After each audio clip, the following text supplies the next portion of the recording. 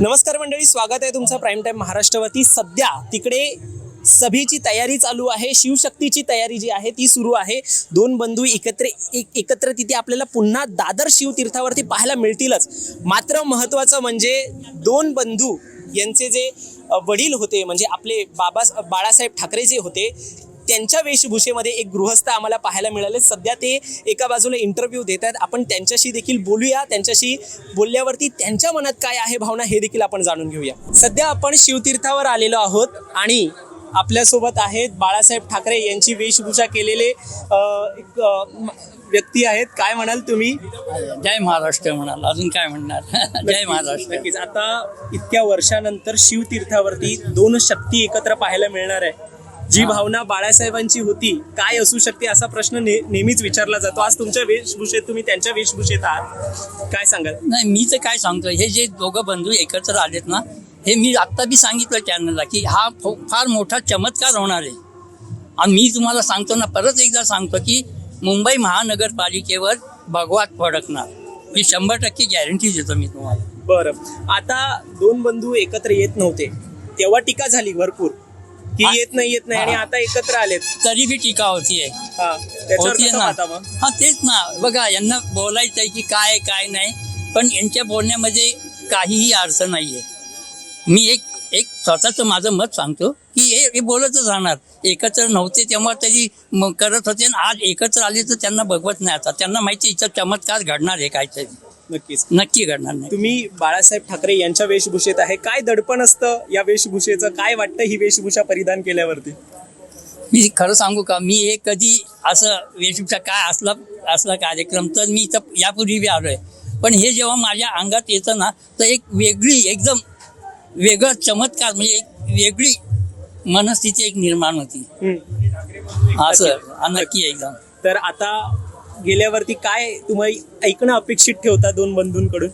आता बघा ते काय म्हणणार आहे ह्याची तर मला कल्पना नाहीये, पण ते काहीतरी चमत्कार तर नक्की करतील ही मला गॅरंटी आहे सगळी। मुंबईत सत्ता येईल दोन बंधूंची?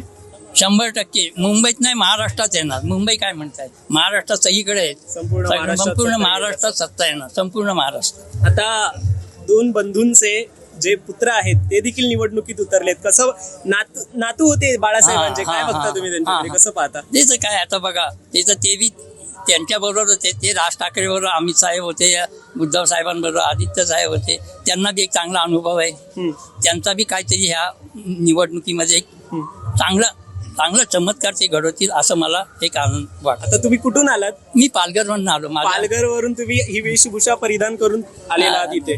मी पहिला इथं मलाडमध्ये राहायचो, मी पुण्याचाच असा, पुण्याचा नंतर मी आता पालघरला आहे। आता पालघरवरनं मी येत असतो कधी। बरं, तुम्ही मतदान कुठे करता?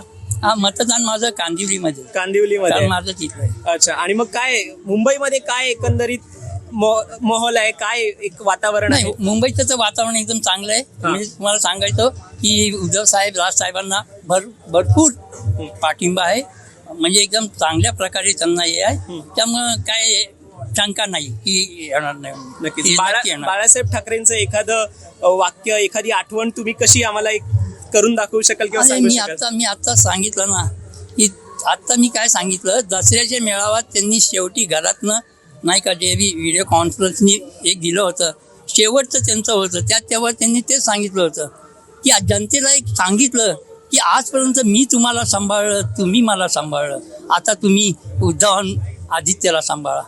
हे त्यांनी त्यांचं वाक्य आजही मला एकदम आठवत आहे। मला नाही, सर्व महाराष्ट्रातल्या जनतेला आठवण आहे त्या गोष्टी, आणि जनता नक्की त्या दृष्टीने सगळं। तरी देखील शिवसेना फुटली काय? नाही, ते शिवसेना फुटली ते तर तुम्हाला कारण मी माहिती, कसे पळाले कसे गेले। अरे उद्धव साहेबांसारख्या हिंदू हृदय सम्राटांच्या मुलाला तुम्ही खुर्चीवरनं खाली खेचताय, पब्लिकला काय वाटलं असेल काय जनता काय मूर्ख नाहीये?